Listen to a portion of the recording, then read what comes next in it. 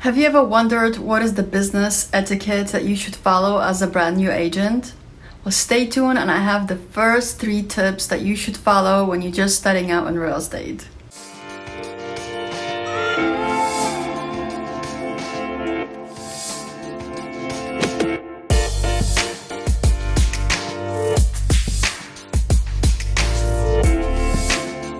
So when you're just starting out as a real estate agent, it's very important to build a good foundation in terms of communication and business etiquette. Make sure that you return all your phone calls to your clients within 24 hours.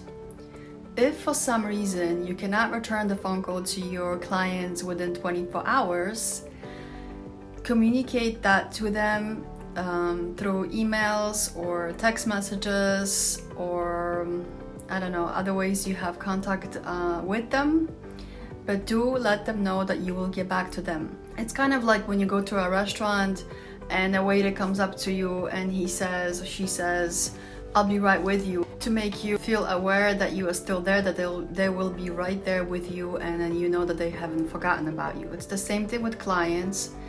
Although I do recommend that you try your best to return the calls as soon as possible. We all run busy lives, and we also don't want to send a message to our clients that we are at their beck and call, and then they can call us at night or on weekends whenever they want.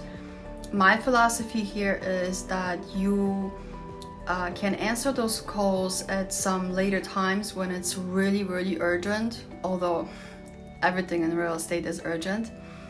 But the best way to go about this when you're just starting out and you have a new client, set boundaries with them and communicate with them what your availability is.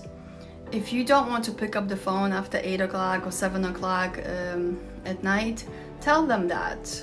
They're not mind readers. They don't know what you're doing at night. They don't know if you have kids. They don't know what kind of hobbies you have. Tell them what your schedule looks like. Tell them when you will be available. Tell them how you return the phone calls. It's really simple communication skills. Next tip is emails. We all get worked up sometimes about certain issues, and we just want to sit at our desk and just, write an emotional email and tell somebody off and get all worked up.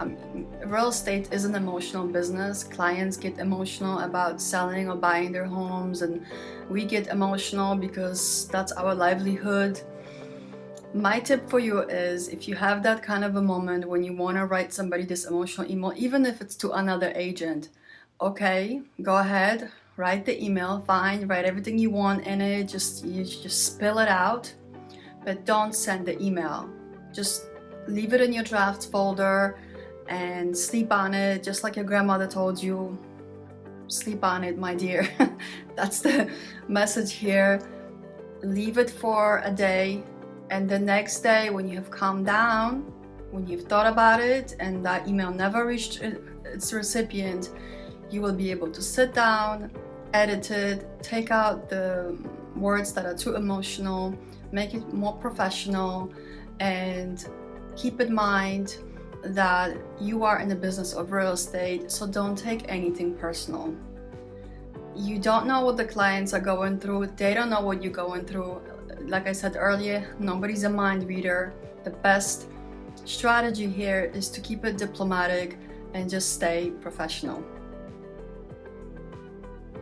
And the last third tip that I wanted to share with you today is, when you call your clients, maybe not your clients, maybe when you call your leads or clients that you haven't spoken to in a long time, call them when you have something to offer. Don't be that aggressive agent that is just calling and saying, "Do you know if anybody wants to buy and sell real estate? Do you know anybody who wants to..." Those agents are plenty. And I see them sometimes, and they can be sometimes even aggressive towards me. They send me emails that I haven't subscribed to, and I have to unsubscribe. They're trying to sell me something.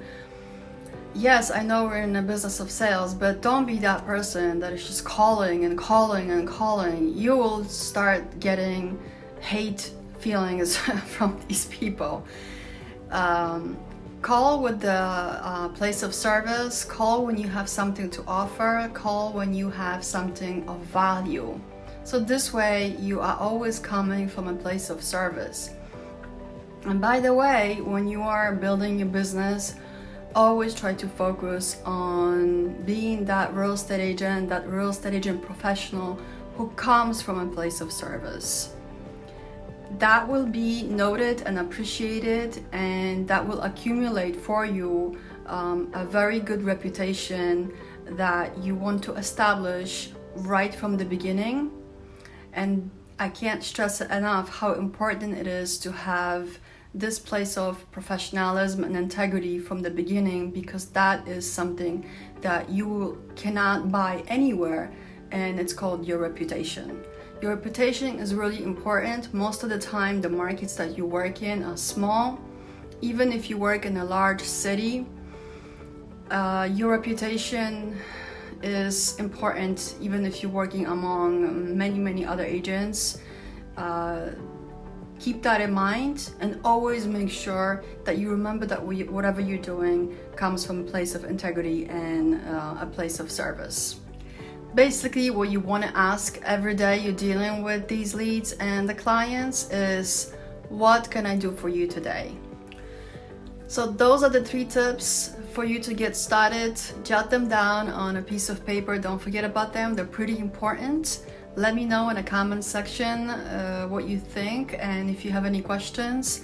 I have an abundance of things that I can share with you. I just sometimes don't have a clue what you want to hear. So comment below. Why not? What do you have to lose?